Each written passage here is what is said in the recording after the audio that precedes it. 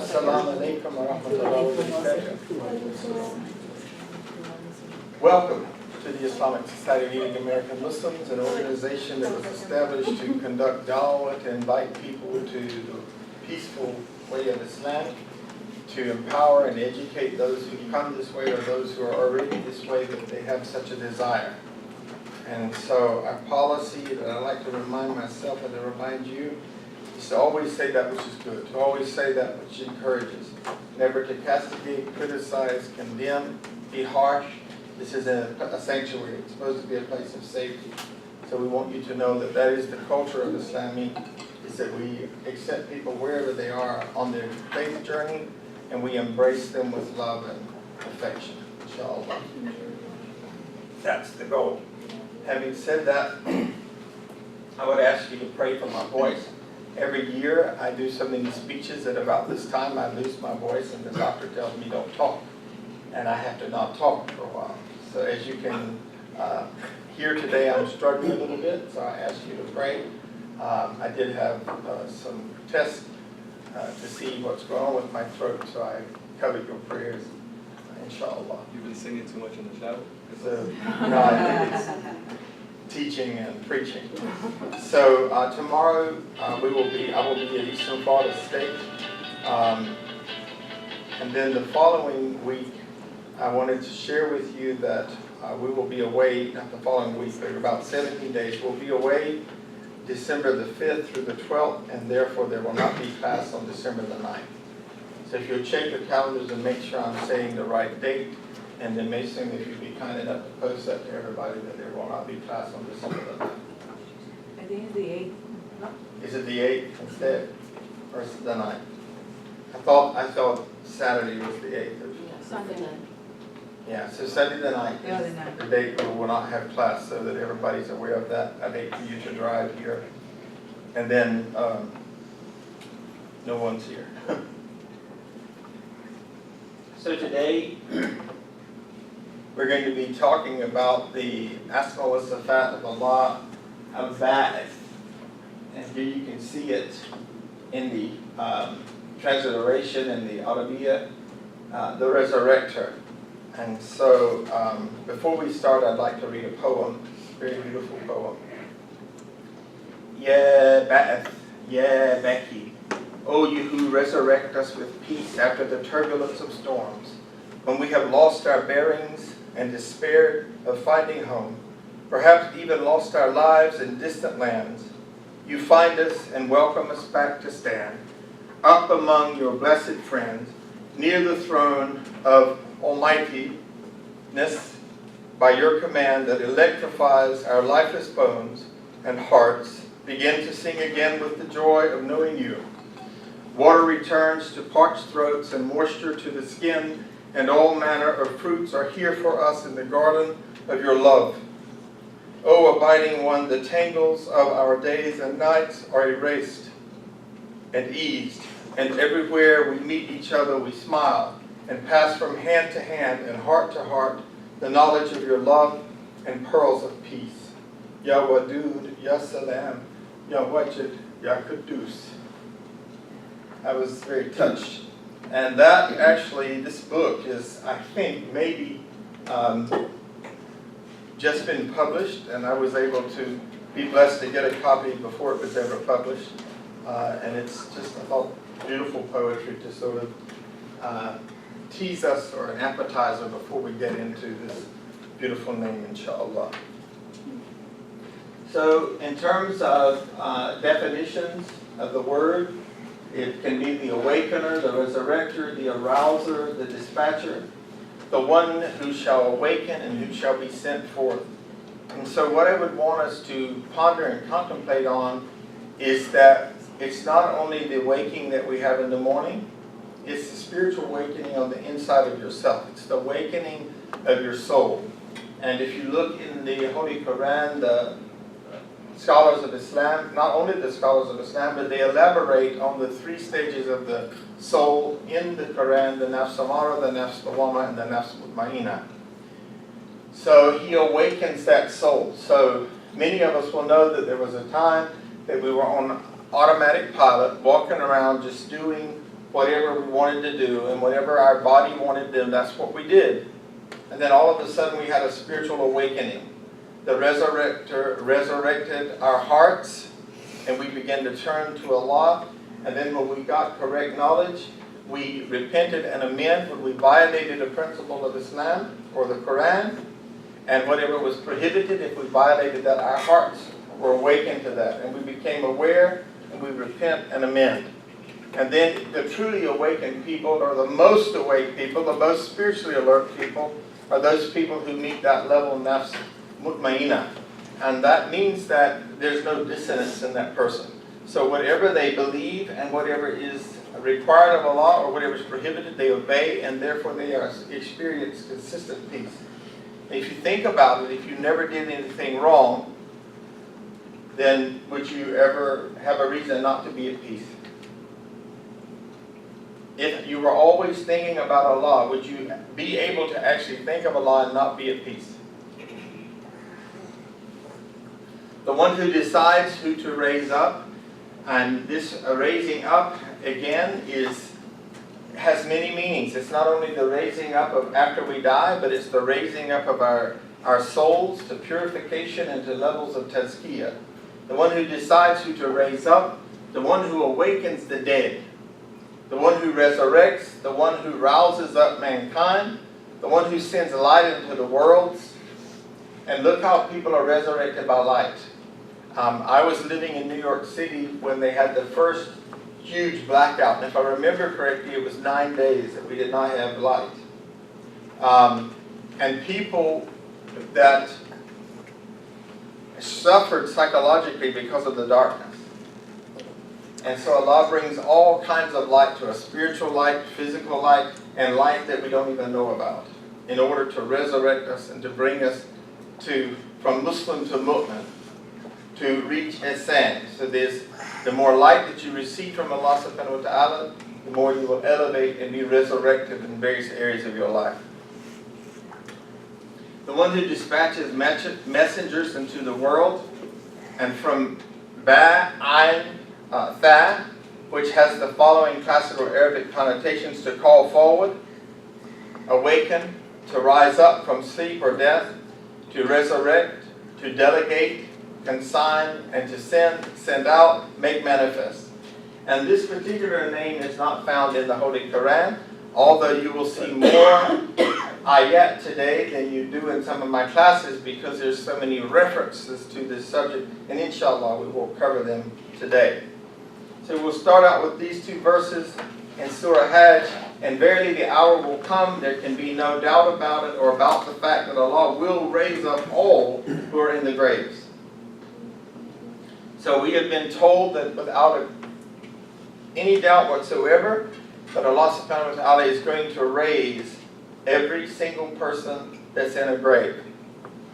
In Surah Luqman, Surah 31 and verse 28, for Allah, the creation of you all and the resurrection of you all is but the creation and resurrection of a single soul.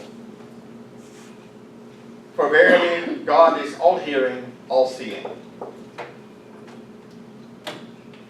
And so these are reflections that I take from the great names of Allah by Al-Sayyid Rashid Al-Musawi. And this is one of the classic books on the Asma wa Sifat of Allah subhanahu wa ta'ala. And teaching this class has really been fun for me, because I have maybe like 10 books on the Asma wa Sifat of Allah subhanahu wa ta'ala. And the more that I read and study, the more I feel in the presence of Allah, the more that I know about Him, the more that my heart is opened up to an understanding about the greatness of Allah. And forgive me when I refer to Allah as Him, because Allah transcends he-ness or she-ness. And we know that Allah in Arabic is not a masculine verb or a feminine verb. It transcends that. It exceeds that.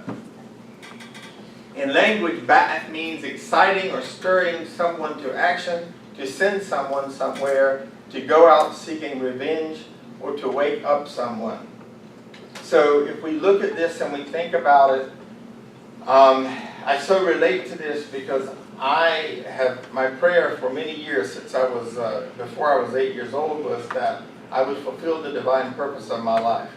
And so I know that through this, Allah resurrected my prayer and then gave me the blessing of predominantly what I do in life is help people purify their souls, guide them to truths that inshallah they can grow spiritually.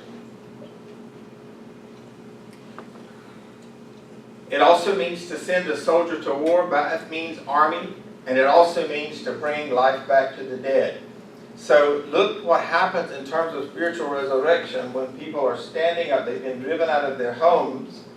As you can see, when people actually stand up for justice, what happened was Islam spread all over the world because people truly submitted.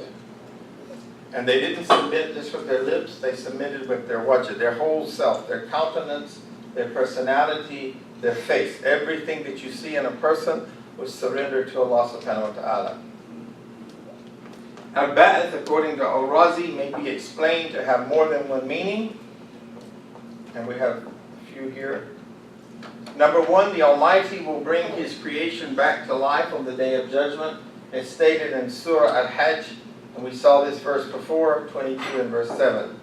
Allah sends messengers to servants in Surah An-Nahl, Surah 16:36, and certainly we raised in every nation an apostle. Number three, Allah commissions servants to perform specific tasks by creating the impulses and motivation in them. So when you find people in the cause of Islam, they have been inspired, typically. They were inspired to go in the cause of Allah subhanahu wa ta'ala. And then you have people that are inspired by their nafs.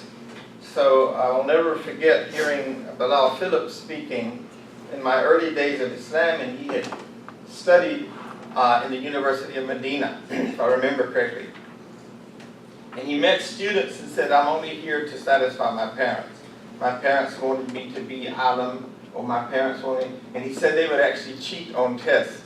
He could not believe it. But all they wanted was to get their ijazah, their certificates, or diplomas, I think that would be the right translation for ijazah, for bragging purposes.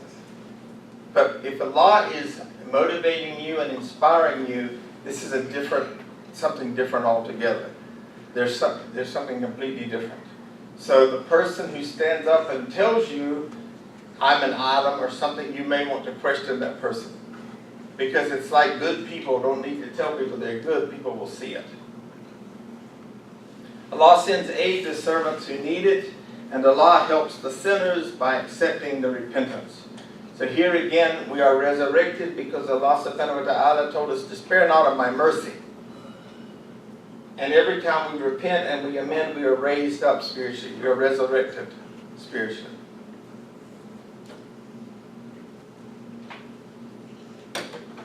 Scholars say that Al-Baa'ith is the one who resurrects the residents of the graves, who stirs things into motion, who causes determination, who manifests the knowledge of the unknown. So, how do you find out the knowledge of the unknown? The knowledge of the unseen? You have to go to the Kalam of Allah. You have to go to the Quran and Sunnah. You have to have knowledge. And that is a form of resurrection. If you are ignorant, what does that mean? You are in what? Darkness. And then you're actually dead. You no knowledge, you're dead. You have a dead brain freeze. As you learn, you're resurrected. Your very knowledge will influence what you say and what you do, and that knowledge is how you will change. You will adjust to that, what it says.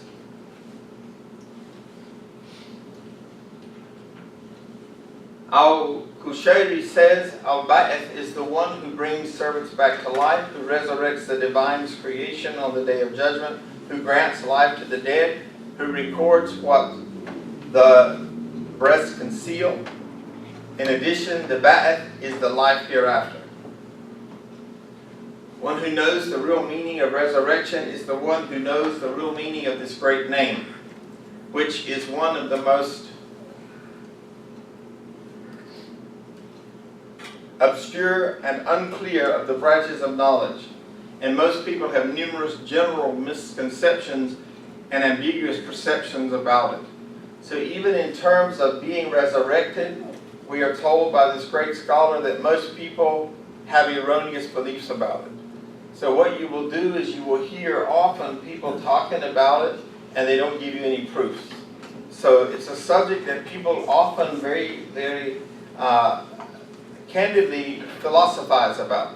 So you will meet these people and they will tell you, oh, well, I believe this. Well, what do you think is going to happen? Are they going to be animal? Are they, they ask all of these questions instead of looking to what Allah has allowed us to know. And then we are resurrected in a sense of freedom because we know the truth.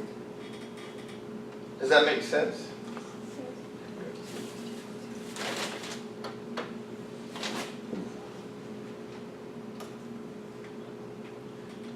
Many of them imagine that death is the end of everything and that resurrection starts a new creation from nothing, just as the first creation was first brought about.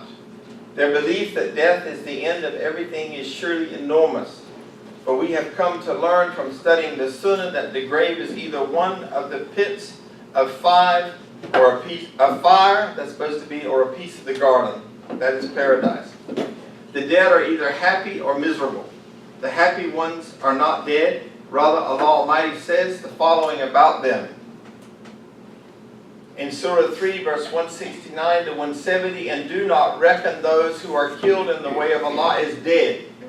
So here Allah tells you that the ones who go in jihad, the ones who become martyrs in Islam, we go to the graves and they say, well, this is my dead brother so-and-so. But Allah tells us here that they're not dead.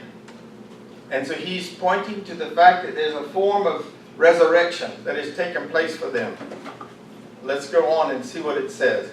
Nay, they are alive and are provided sustenance from their Lord. So imagine that we are thinking they are dead, but Allah is telling us, I'm feeding these people in the grave. I'm giving them sustenance. Whatever kind of sustenance that is, Allahu I.S.L.A.M. But they are not dead. They are very alive.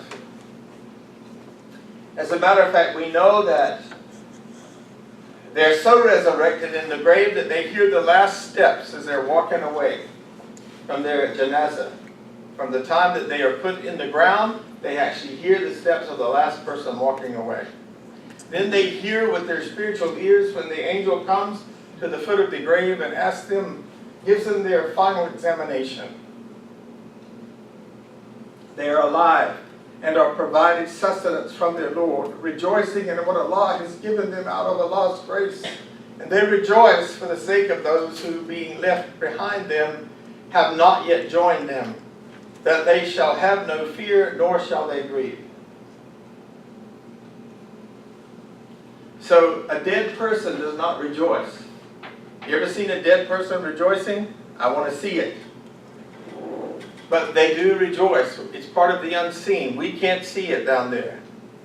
But they're alive. And if they live well, their graves are made spacious, and it is filled with light. And they are there rejoicing. But if the opposite occurs, they don't pass the exam, then their graves will be squeezed in. And I always think about a vice coming into my grave, and there will be no light there, and they will be in misery. As a matter of fact, when I do the class on death, they will be screaming.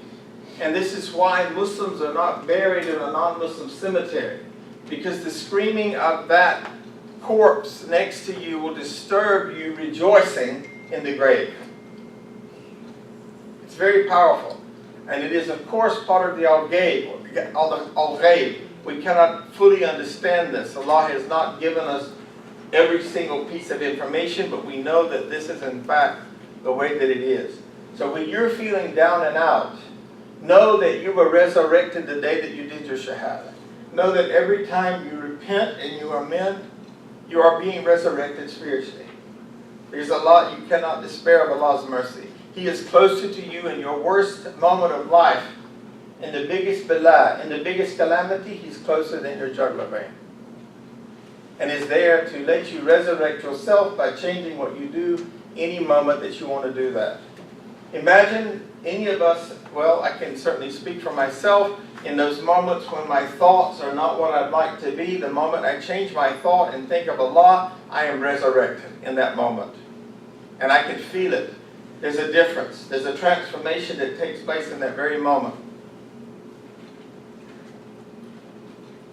In the grave they may be miserable, and these too are living. For this reason the Messenger of Allah, I.S.L.A.M, once addressed the latter ones in the aftermath of the Badr military campaign, saying, I have found what my Lord has promised me to be the truth. So have you found what your Lord promised you to be true.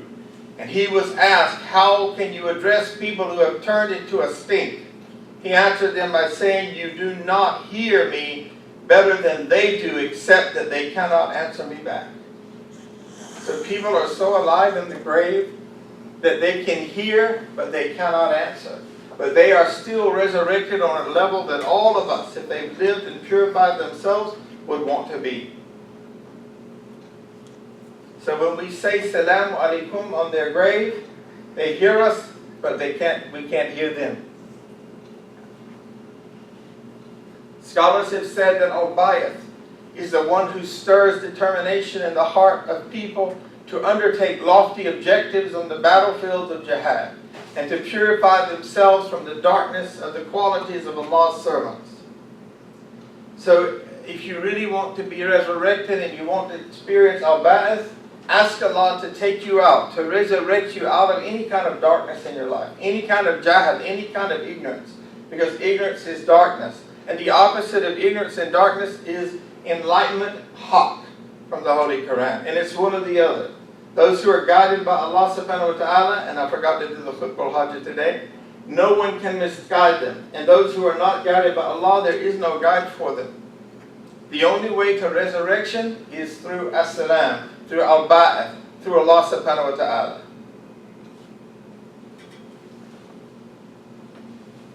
Al-Baa'ith is the one who stimulates the will to rise up to lofty endeavors, who removes from your heart the evil whisperings of the heart, the one who purges the innermost conscience from scruples and purifies the deeds from filthiness.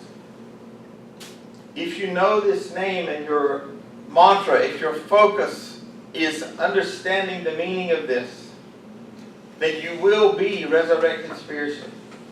You will be awakened.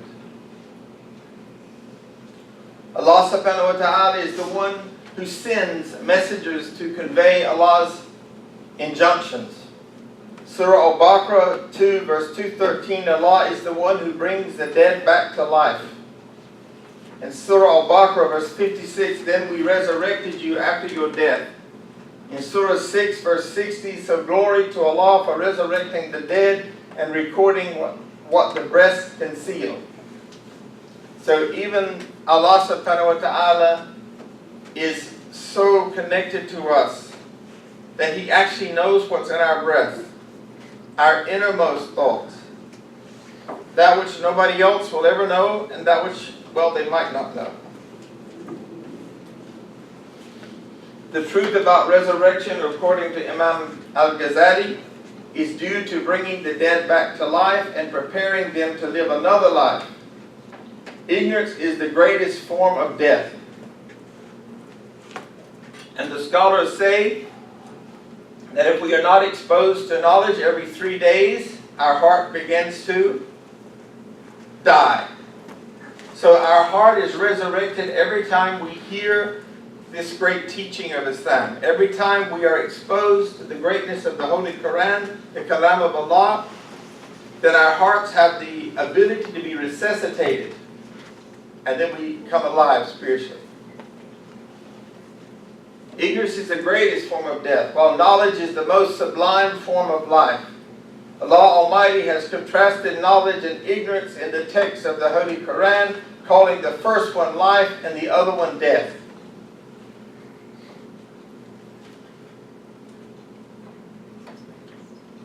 Whoever Allah subhanahu wa ta'ala lifts from the darkness of ignorance to the light of knowledge of Allah, surely brings into another life a good life. So if a servant of Allah serves as means to bring knowledge to people, knowledge which invites them to Allah Almighty, then surely this is a norm of bringing them to life, and it's the status enjoyed by Allah's prophets and the scholars who inherit them. In Islam, whatever you know, you are responsible to teach. So sometimes people say, well, I don't know much. But every time you teach whatever you know and someone practices that, there's a residual spiritual benefit to you. So in another way, you're actually resurrected. So if I teach 1,000 people in my life and 1,000 people follow something that I've said, then I will receive the rewards of those 1,000 people. If I give a Quran to someone, every time they read that Quran, I am promised blessings from that. I am being resurrected. I am being raised up. I am getting more and more spiritual points. The subject of Ba'ith is referred to in various places of the Holy Quran. And we looked at Surah 16 verse 36 earlier. And Surah 17 verse 79. And during part of the night prayer, tahajjud, beyond what is incumbent on you, so that your Lord may raise you to a position of great glory. So it is very hard sometimes for us to imagine that we could be raised to a position of glory. And of course, if we are raised to a position of glory, we more than likely will not know about it, because that would maybe be very difficult to handle. Our egos might take over. But we should all be aspiring for that. We should all be praying and asking Allah, raise me to a position of great glory. And let me tell you that if Allah subhanahu wa ta'ala raises you to a position of great glory, your hal will be good. Your state will be good. Because you will know Allah, and you will be enlightened, and you will be filled with light. So never think that you cannot be raised to a position of great glory. Sometimes I hear people say, well, I'll never be able to excel as a Muslim.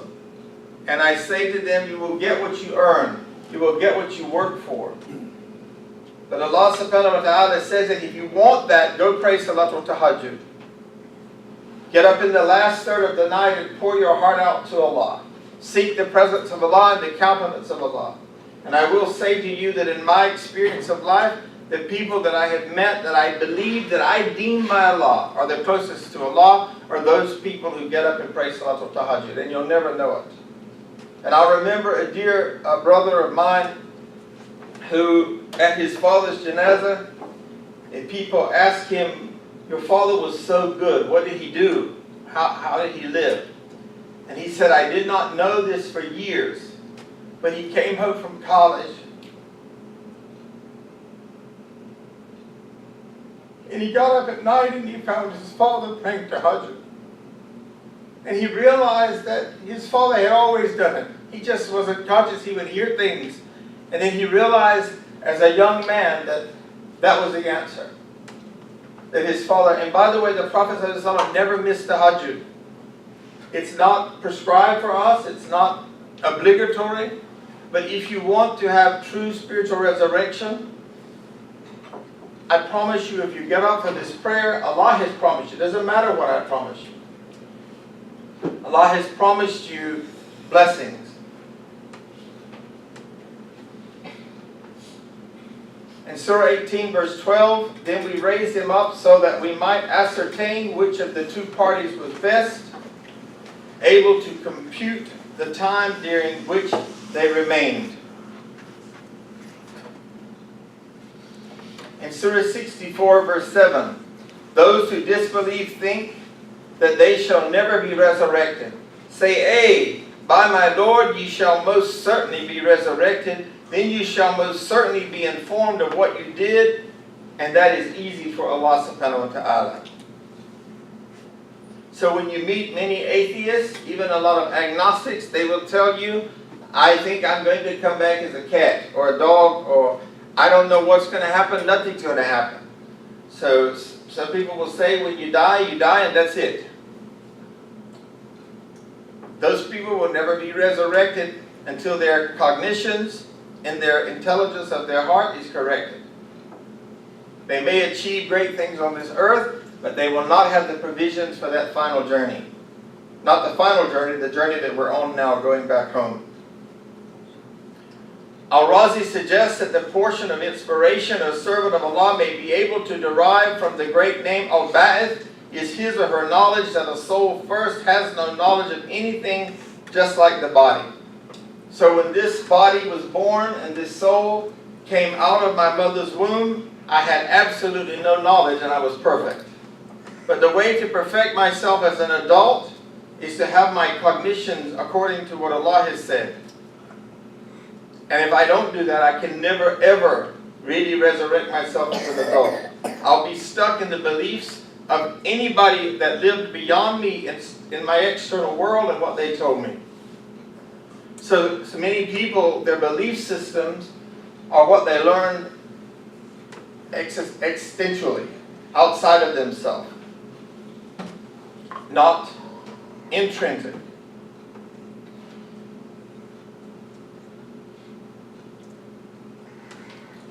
Surah 6 verse 122, is he or she who was dead, then we brought him or her back to life and made for him or her a light, whereby he or she walks among people, like the one who is in utter darkness, from which he or she can never come forth.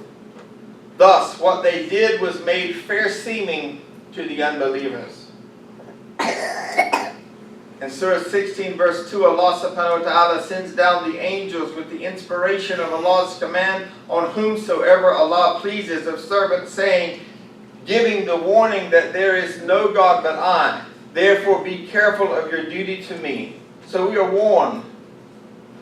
You are going to live eternally. There is life beyond this physical journey back to the soul world. So we're warned and we're reminded that so that we would inshallah fear Allah and prepare ourselves for this journey that we're on back to the soul world. If a servant of Allah subhanahu wa ta'ala strives hard to learn, he or she will be as though he or she has instilled a new life in his or her soul after its death.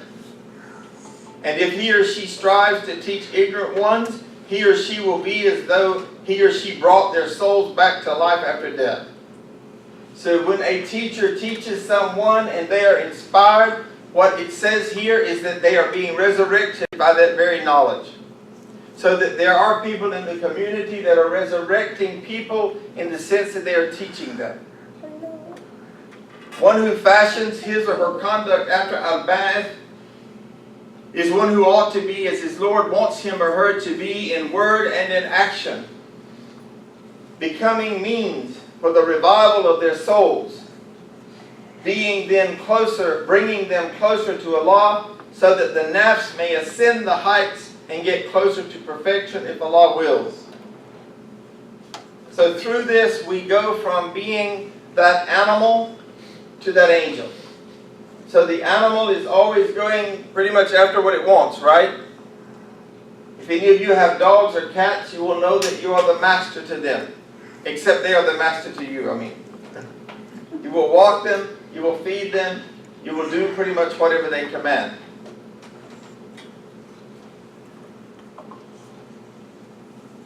But if you are an angel, a ruhani creature, then you will do whatever Allah subhanahu wa ta'ala commands. Allah will be your master. And through that you will be resurrected and transformed. He or she should also remember that one who is certain about being brought back to life after death to receive his or her rewards or punishment, he or she will never cease being preoccupied with reviewing his or her deeds, inspecting his or her actions. If you are aware of this concept of spiritual resurrection and physical resurrection of the soul, because the body is going to go back to earth, then you will be aware that you must consistently examine your life. You must be consistently doing an inventory of what you are doing to please your Lord and what you are doing that does not please your Lord, and avoiding those things that don't please your Lord and embracing those things that do. And through that knowing, if you know this name beyond a shadow of a doubt, you can claim, I am being resurrected in this moment. I'm going to go and sit at the feet of the scholars so I can be resurrected. And yes, probably none of you have ever heard that. And imagine what would happen. I don't want to imagine what would happen if you came into the masjid and said, I'm endeavoring to be resurrected. And yet all of us It should be our spiritual vision. It should be our spiritual goal that that soul is resurrected. And that when we get to the grave, we will be in a continuous state of resurrection. That our graves will be filled with light, and we will be rejoicing in the grave. According to Ibn Majah's Sunan, whenever the Messenger of Allah used to go to bed, he would say, Lord, I implore you to protect me against your chastisement on the day of resurrection, or when you gather your servants together. Whenever he woke up, the Messenger of Allah I.S.L.A.M would say, all praise is due to Allah who has brought us back to life after causing us to die, and to Him will be the ultimate return. So we know that when the Muslim goes to sleep, their soul is returned to Allah subhanahu wa ta'ala for safekeeping, and when you wake, it is returned to you. When you wake up, we should actually thank Allah that the soul is returned to us, and we have the possibility of resurrection. And on some unseen level, when the soul is going to be with Allah subhanahu wa ta'ala while we're sleeping, even the soul is resurrected to be in the hands of Allah subhanahu wa ta'ala. And of course, I don't mean the literal hand. But when you look into this, it's absolutely amazing what goes on in that inner spiritual world. How our souls are so connected to Allah. And yet sometimes in the physical world, we don't feel that. And we don't feel that because we don't have the right knowledge.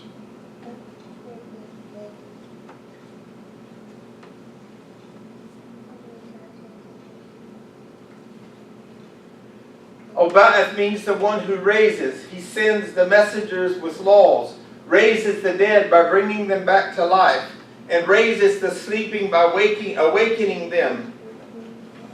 He or she who knows that Allah is the raiser will grow stronger in his or her certainty about the resurrection, and will have sound faith regarding the messengers, and will grow firm in his or her trust, and his or her provisions will come from him or her, to him or her, from where he or she perceives not. He or she will be for his Lord by his Lord. Spiritual resurrection is going to go on whether you jump on the plane to do it or not. You are going to be resurrected in the grave. But you can actually join the resurrection coalition and begin to elevate your soul by what Allah has said.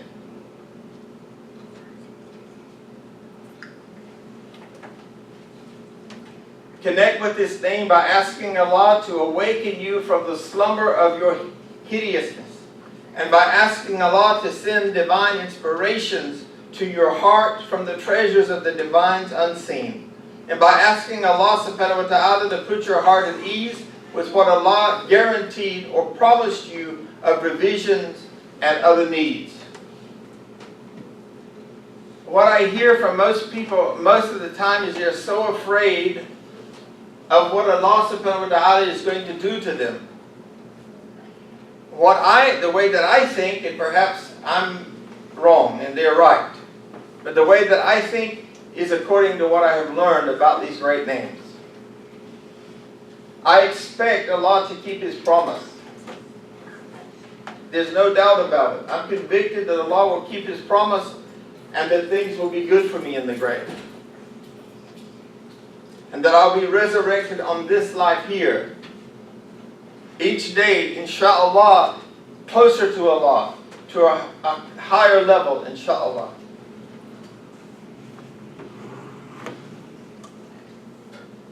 Cultivate this name in your character by raising yourself up and raising up those around you with your spiritual ambition and state. Allah said He doesn't change the conditions of man or woman except by their own soul. If you want to raise yourself up, you must change what you do. And the first thing that you need to do is pray 5 times a day. The first thing you will be asked about when you are resurrected is your prayer life. So what does that tell you? If that's the first thing that you're asked about on the test, how important is it? If you're sitting in front of a college professor and he says the first thing I'm going to want to know about because particularly Americans, we want to know, that always asking the teacher, what's going to be on the exam? What's going to be on the exam? What's going to be on the exam? We already know what's going to be on Allah's exam. He's told us. He was a professor that was generous and merciful. He said, the first thing I'm going to ask you about is your prayers. So I encourage myself and you that every single time that prayer comes in, and particularly in the end of daylight saving time when they come close together, that we are all praying 5 times a day, that we can ace that part of the exam.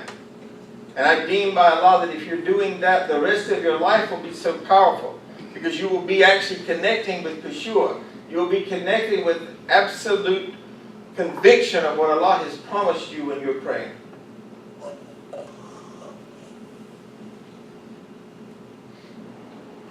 Realize this name when you are of those whose state inspires others and whose speech guides them to Allah, whereby you raise up, send the hearts to the divine presence with a mere glance, and with Allah is enabling grace.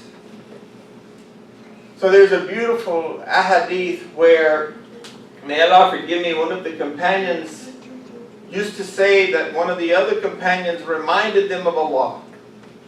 If you are aware, truly aware of Al-Baa'ith and the resurrection that takes place within the Muslim, then you will inspire other people. You will raise them up. And there are a few people that I've met in my 31 years of being a Muslim, that when I'm around them, I feel and I'm aware more of Allah subhanahu wa ta'ala. And those are the people that pray, and oftentimes are the people that pray tahajjud.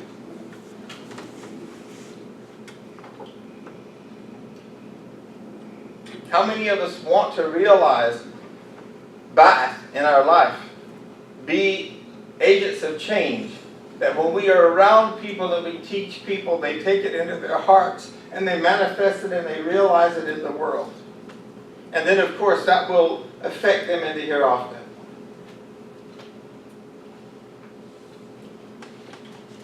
The Quran is quite clear about the signs of the resurrector. It tells us to look at the life-giving rain that allows plants to grow. In Surah Al-Hajj, verses 5 and 6, and you can see the earth dry and lifeless, and suddenly when we send down waters upon it, it stirs and swells and sprouts forth every kind of loving plant. Living plant. Always happens because Allah subhanahu wa ta'ala alone is the ultimate truth. And because Allah alone brings the dead to life, and because Allah has the power to will anything. So here we see there's a comparison to dry earth. And being blessed to come from an agrarian background, a farming family, when the earth is parched and we would put seeds, we would watch it germinate. And literally when you water on the ground, you see the cracks begin to disappear. And you see the earth changes form, and that soil even has a sweeter essence. My grandfather was a person very connected to the earth. He could take up a handful of earth, smell it, and tell you what nutrients it needed. If only we could be so connected to Allah subhanahu wa ta'ala that we could look into our hearts. And if you know yourself, to know yourself is to know Allah. If you can only look in your heart and smell what's not right spiritually. Suddenly swells and sprouts every kind of living plant. If you want to have sprouts in your spiritual life, then you must water it with what? With the Holy Quran and with remembrance of Allah subhanahu wa ta'ala.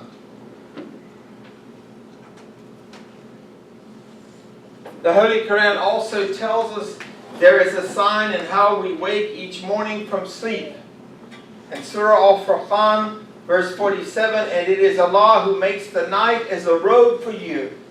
There your soul has disappeared, but He wraps a robe around you. And this is just so beautiful. And sleep as a repose. So He takes your soul and He takes care of that, and He gives your physical body rest. It is Allah who makes the night as a robe for you and sleep as repose. It makes every day a resurrection. So whether you are aware of it or not, every single day is a resurrection for you. You have the opportunity to be resurrected into the heavenly, to the world of the angels, and to the world of obedience, or you have an opportunity to be resurrected into the world of darkness. Al-Baa'ith is that resurrector. It is Allah who brings the dead back to life. Our bodies eventually die, but our soul lives forever. After our bodies have died, we raise again in new bodies on Resurrection Day. Imam Al-Ghazali says, God, may He be praised and exalted, mentioned knowledge and ignorance in His holy book and called them life and death. Our life depends on knowledge. Even if you think about it in the physical world, if I don't have the knowledge that I should look left, right, left when I cross the street in the country where they drive on the right dominated side, then more than likely I will get run over. If I don't have the knowledge that I must pray, that I must surrender to Allah, then I am dying in the spiritual realm. In that moment when we decide that the TV, the soap opera, or whatever is more important than our prayer, we are in diet. We're dying spiritually. We're not moving toward a healthy resurrection. Whoever lifts another out of ignorance to knowledge has already created him or her anew and revivified him to a blessed life. So knowledge is the way that we become renewed. If we implement that knowledge, then of course it just takes us to another level. If I just have the knowledge, I'm like a donkey. But if I implement that, I can be like an angel. And I can have a blessed life where I have a sense as if I am consistently in revival. That my ruh is being revived. Revived back to that state of fitra. Revived back to that way that I was born. We are spiritual creatures on a physical journey, striving to get back where our souls came from. Thank you. Though our bodies age and die, our souls are eternal. On their journey back to Allah, our souls experience many different kinds of resurrection. When our heart is without love, there is a kind of death. When love enters our heart, there is a really real kind of resurrection. Being without self-awareness or knowledge is another kind of death. When the light of awareness shines into our minds, this too is a kind of resurrection. Of course, there is also the death of the physical body. The Quran tells us we will be given new bodies on Resurrection Day, a day beyond time in which our deeds are weighed in the balance. So let's do some reflection, inshallah. So when you wake in the morning, see if you can remember to thank Al-Baa'ith for resurrecting you. And we can dialogue now about these questions, this review piece. Anyone want to answer that question or comment on that question? Well, the statement, number one. I'm sorry, you're right. The statement. What do you think it would do? Do you actually think it would change your life? Definitely change your day. I mean, if you woke up every morning to thank Allah. But what about specifically if you thought of Allah as Al-Baa'ith? And your prayer was like the messenger. If the messenger needed to pray for this, what do we need? We need to pray for this. Can you think of any times in your life when love or knowledge has resurrected you from a kind of death or ignorance?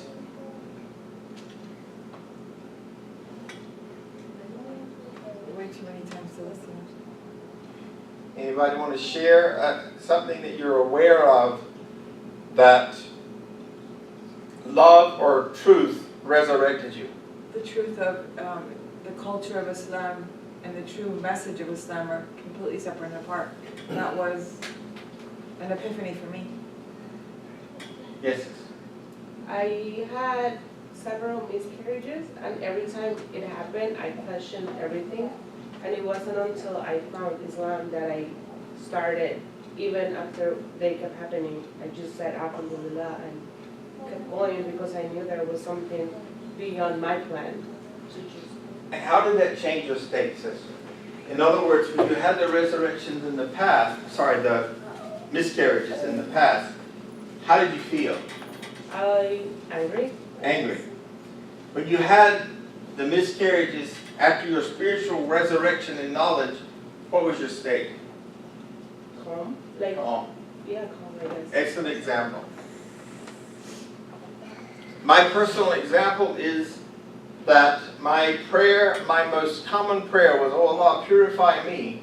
Oh, this is literally was my dua. Oh Allah, bring all of my tests to me in this life so that I will not have to experience any in the next life.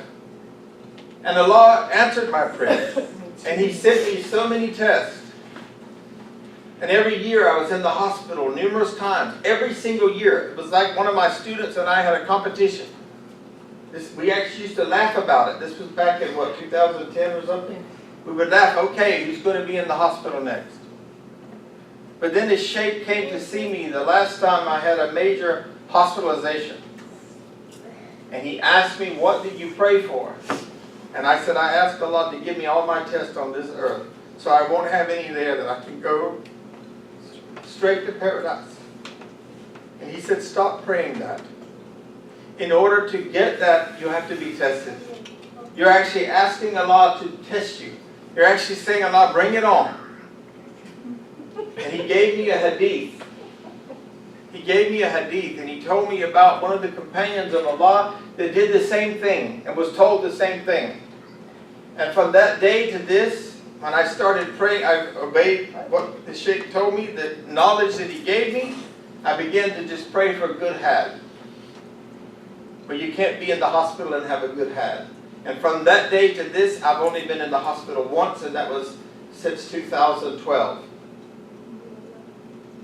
So that's how knowledge can resurrect you. It can resurrect you from being a person that spends a lot of days in the hospital every year to a person that doesn't. What a profound effect that had on me to no longer have to go through all of that, to know that my Lord is still closer than my jugular vein. I don't have for Him to beat me up in order for me to get there. That's what mercy and grace and compassion, rahmah and rahim is about. The Quran tells us we are created and resurrected as a single soul. How might this change the way we look at others? And I'd really like to dialogue about this one. There's a hadith that says that the ummah of Islam is like a wall, right? A brick wall. And when one of the bricks is hurting, or you take one brick out, what happens to the whole wall? It weakens. And typically, and I've got a great builder here, lines will start to move from that place where that was removed, right? Cracks. Because you weaken the structure. So on some level here, and may Allah knows best, and may Allah forgive me and protect me from going astray. But if we're going to be resurrected together, resurrected as a single soul, then isn't that an indication that we should be a single soul on this earth? And doesn't that hadith say that we should be a single soul?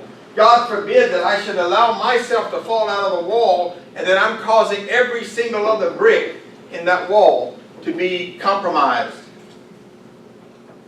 So Islam is a collective religion. So we don't only think about ourselves. If you really get yourself to this level of understanding, you will recognize that the way that you live your Islam is affecting me. That if you are disobedient, it's affecting me. Because we're going to be resurrected together. And think about it. When people in Islam do horrible things, they are a liability to our faith. And they're not only a liability to our faith extrinsically, but intrinsically as well. So when someone is a perpetrator of domestic violence, for example, and they are a Muslim, they give the Ummah a bad reputation, a bad rap. And then not only are they giving it a bad rap externally, internally they are actually destroying the family unit, which is the very basis of the Muslim society. So it has a reverberating effect. We are to see ourselves as, what am I contributing to a resurrected ummah? Is my life such that I'm going to make the wall stronger, or am I one of the ones that is weakening that wall? We should ask ourselves that question.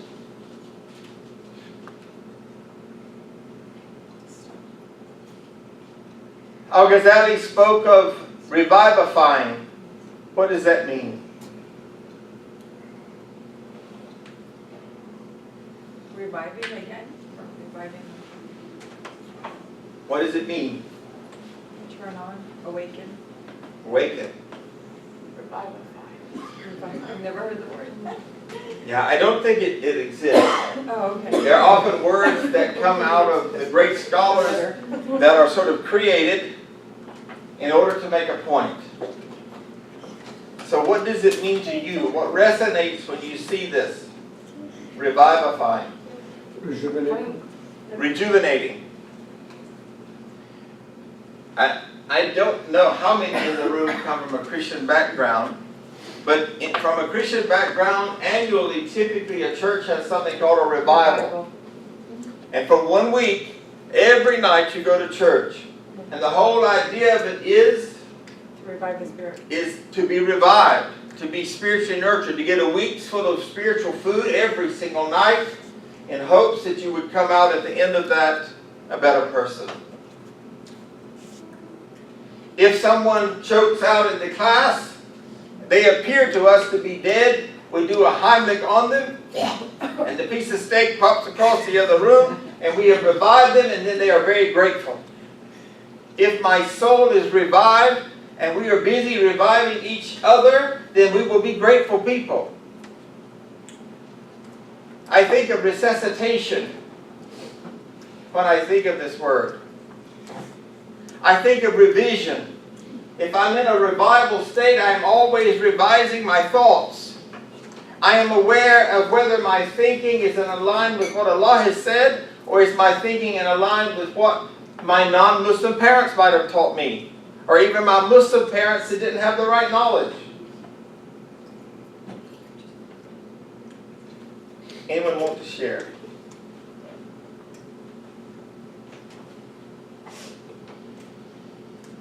Not everybody at the same time.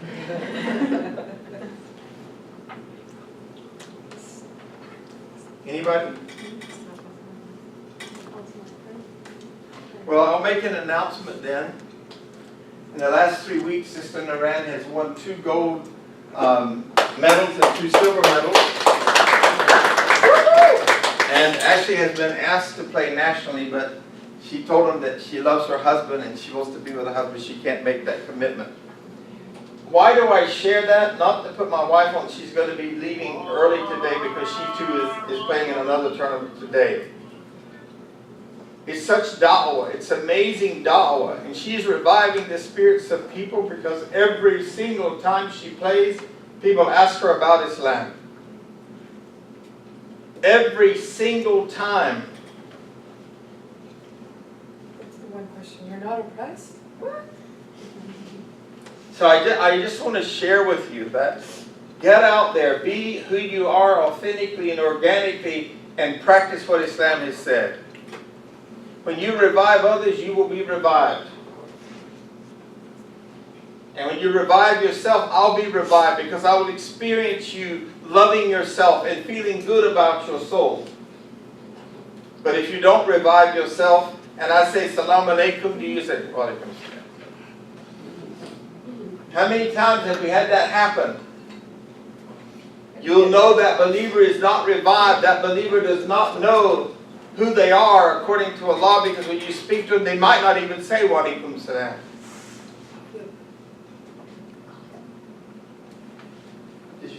I was saying, that's what I get, I just get no response. They don't even see. How can the heart of one who's alive not respond to a dua, may the peace of God be on you? Seriously, how can a revived heart, knowing that the Quran says, say that which is equal or that which is greater? And I deem by Allah, and Allah knows best, that a really revived heart, when you say As-salamu alaykum, they say Wa alaykum salam wa rahmatullah wa barakatuh. Because they want the greatest amount of blessings. They want to have the ultimate obedience. They want to give you all they can give you spiritually. So may Allah, unless someone else wants to share, may Allah make us to be among those who truly understand Al-Baa'ith. May Allah make us to be among those believers who are revived. May Allah to make us to be among those who are wide awake spiritually. That we are hypersensitive, awake in our souls. Aware of what we are doing that pleases Allah and aware of what we're doing that doesn't please Allah, and that we are busy about changing that. And most importantly, Allah make us to be among those who bow and among those who prostrate.